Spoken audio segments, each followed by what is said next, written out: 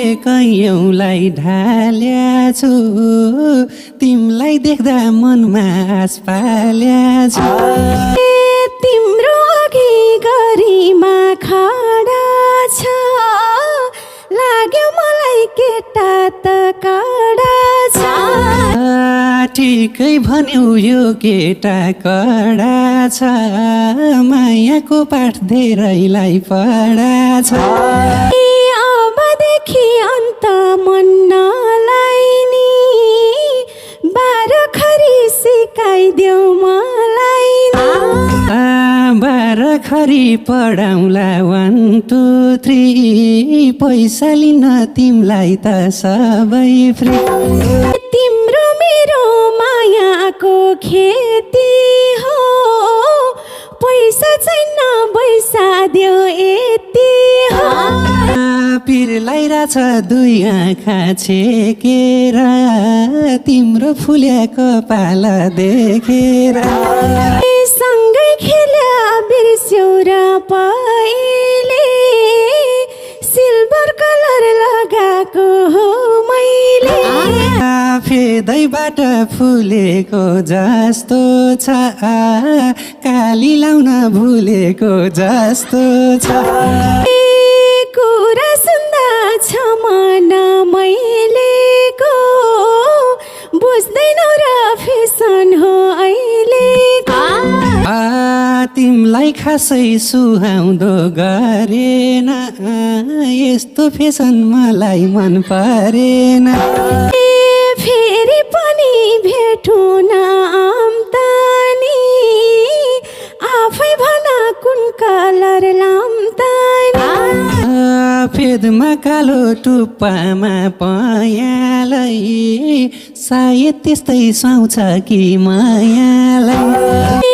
नयाँ डिजाइन भनेको सुनियो तिम्रै हातले लगाइदिए हो नि रङ लाउन त जान्दिन म खासै पार्लरतिरै बनाउला झकासै अहिले बल्ल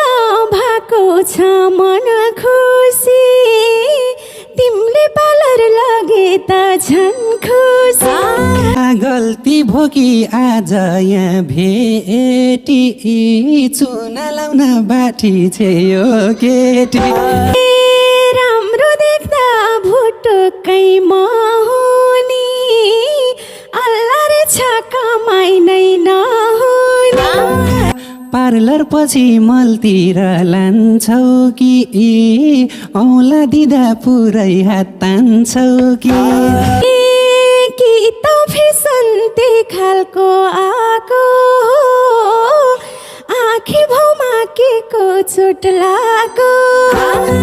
लट्ठै परे भन्दै थियौ हाँसेको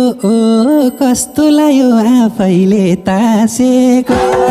के भनौँ खै पाठकको छोरालाई